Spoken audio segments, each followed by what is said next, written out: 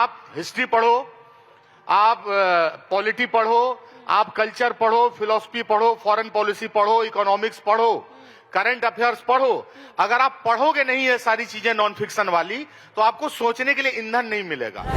दिव्य प्रकाश जी, कुछ चीजें जो आपको बहुत इंस्पायर करती हैं और कुछ चीजें जो आपको लगता है, कई बार होता है ना कि कुछ चीजें बहुत कल्ट है, आपने कुछ लिखा, आपने कुछ बनाया, आपने कुछ निर्देशन किया, दर्शकों के बीच में वो उतना फेमस नहीं हुआ लेकिन आपके दिल के बहुत करीब है और वाकई में वो बहुत खूबसूरत है। ऐसी कुछ आपकी कोई चीज जो आपको लगता हो, कोई कविता, कोई भी एक ऐसी रचना जो दर्शकों तक उस अंदाज में या उस लार्ज लेवल पे ना पहुंच पाई हो जैसा आप समझते थे या जैसी आपकी उम्मीद थी? हाँ, तो ये होता क्या है ना कि जब आप 4-5 किताबें लिख लेते हैं तो आप पे भी एक अननेसेसरी प्रेशर आ जाता है कि अब आप राइटर हो गए हैं, तो अब आप छठी किताब भी आप ऐसी लिखेंगे। क्योंकि देखिए क्या है कि जो पाठक है ना, उसके हाथ में ना एक तलवार भी है।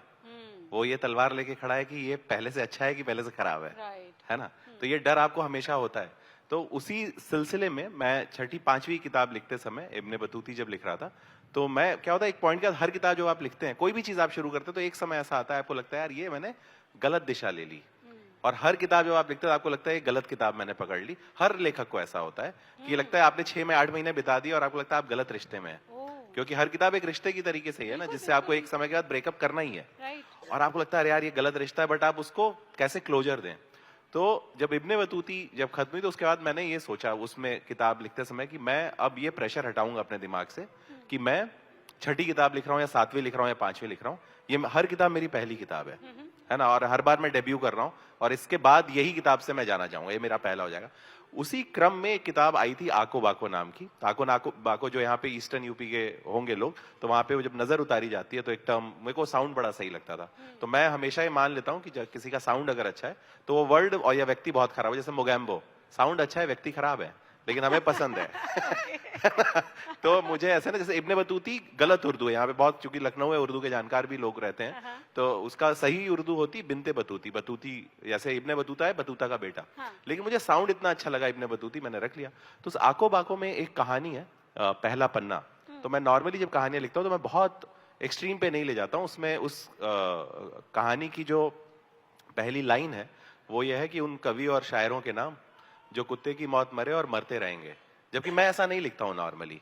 और वो जब कहानी मैंने लिखी तो वो जैसे जो 5-6 घंटे थे जब वो कहानी उतरी, तो वो मैं ट्रांस में था। और मेरे को वो कहानी लिखने के बाद जब मैं बाहर निकला तो मुझे लगा कि ये कहानी लिखने के लिए मैंने 6 किताबें लिखी थी, है ना। वो किताब सबसे कम लोग पढ़ते हैं, सबसे कम लोग आको बाको जानते हैं, सबसे कम जितनी बाकी भी बिकती हैं, जैसे वो जो हम लोग की कम भी बिक रही है, आज से बिकेगी। हाँ, जो हम लोग की कम भी बिक रही है किताब, वो भी बहुत ज्यादा बिकती है। लेकिन क्या होता है ना कि जैसे एक वो जो बच्चा ऐसा होता है कि जिसमें आपने बहुत प्यार से बहुत एक्सपेरिमेंट किए थे और आपने अपने लिए जो किया था वो नहीं पहुंचता। लेकिन वो कहानी लिखने के बाद मुझे, जैसे अब मेरे से अगर कोई पूछे तो बाकी सब कुछ आप हटा लीजिए, तो वो एक कहानी मैं बचाना चाहूंगा, वो जो पहला पन्ना कहानी थी।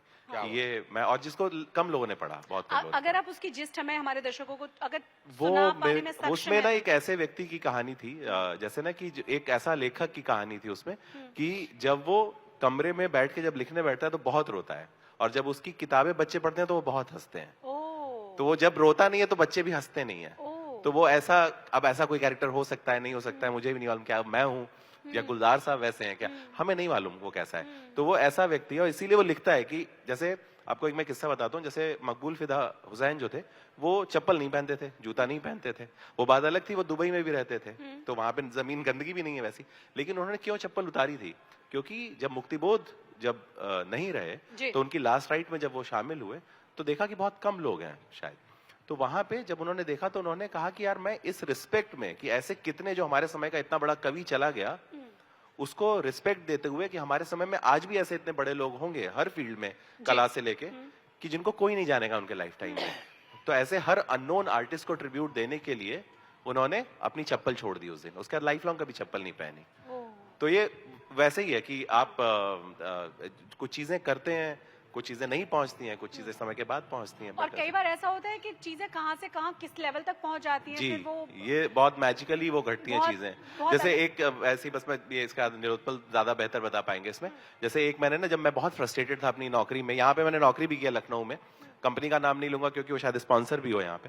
तो पता चला कि अगली बार फ्लाइट का टिकट ही नहीं आया। कि तो उसमें मैं बहुत फंसा हुआ था एक समय जीवन में, और सारे लोग अगर आप ध्यान से देखिए ना, अपने जीवन में हम लोग फंसे हुए हैं। बिल्कुल, बिल्कुल। जैसे ना हवा में जो आसमान में जो चिड़िया भी तैर रही है ना, तो हमें क्या लगता है, हम जमीन से देखने में लगता है आजाद है, लेकिन वो चिड़िया भी आसमान में फंसी हुई है ना, वो आसमान तो नहीं छोड़ सकती है ना।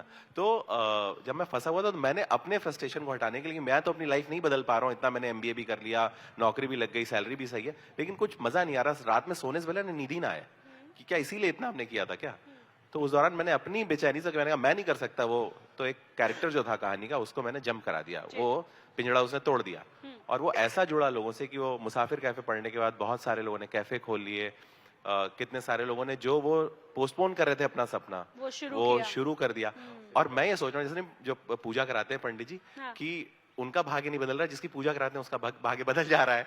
तो मैं सोच रहा हूँ मैं तो नौकरी कर रहा हूँ इन लोग छोड़ छोड़ के अपना अपना काम कर ले रहे हैं, मुझे समझ ही ना है। मैं नौकरी कर रहा हूँ। लेकिन मुझे बाद में रियलाइज हुई ये चीज कि शायद वो जरूरी था उस किताब के कंप्लीशन के लिए। कई बार किताब आप अधूरी छोड़ते हैं ताकि उसको पढ़ने वाला पूरा कर पाए। बहुत मैं नीलोत्पल आपसे प्लीज जोर से तालियां बजा दीजिए जब बजा ही रहे हैं। तो आप एक कोई ऐसा फॉर्मूला, कोई ऐसा गुण या कोई ऐसी सीख या कोई ऐसी बात जो दर्शकों से कहना चाहें, क्योंकि लिखने की शुरुआत करने में बहुत हिचकिचाहट रहती है। मैं मात्र 12 साल से लिख रहा हूँ। मात्र और इतने कम अवधि में अगर मैं ज्ञान देने लगूं कि मैं तुमको सीख देने वाला हूं बालकों, तो मेरा करियर यहीं खत्म हो जाएगा। मैं यही बताऊंगा अपने समय के लिखने वालों से, हाँ। सीखते रहिए, हाँ। सिखाने वाले ट्रैप में मत फंसिए। Oh great. अच्छा, मैं इतनी देर से बैठा ये भी सोच रहा था, मैं पहली बार इस पार्क में आया हूँ जी। इतने हाथी हैं, ऑडियंस से ज्यादा हाथी हैं यहाँ। जयप्रकाश भैया, ऐसा लग रहा है जैसे कलिंग के मैदान में अशोक ने युद्ध जीतने के पश्चाताप में नीलोत्पल मृणाल और दिव्य प्रकाश दुबे का पाठ करवाया है यहाँ पे कि गरुड़ पुराण हो नहीं सकता है तो इन्हीं दोनों को बुलाया जाए, है ना?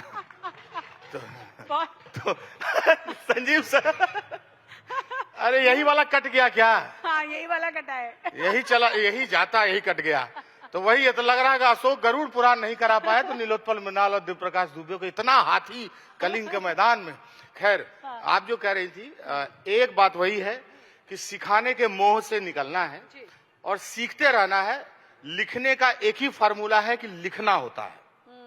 ग्रेट। आप इससे नहीं बच सकते। आपको कोई, ये फिजिक्स केमिस्ट्री है नहीं कि मैं फार्मूले में बता दूं। इतनी बात जरूर बताना चाहूंगा कि उपन्यास पढ़ के उपन्यास लिखना आप नहीं सीख सकते हैं। जैसे कि होटल ताज का कढ़ाई पनीर खा के हम कढ़ाई पनीर बनाना नहीं सीख सकते हैं। उसके लिए हमको रेसिपी जानना होगा। पहले एक कढ़ाई लें, प्याज चॉपिंग काटें, तेल डालें और हाँ चूल्हा जला लें, है ना? फिर गोल्डन ब्राउन होने तक प्याज भूने, पनीर डालें, मसाला तैयार करें, मिले, यानी कि रेसिपी पढ़ना होगा।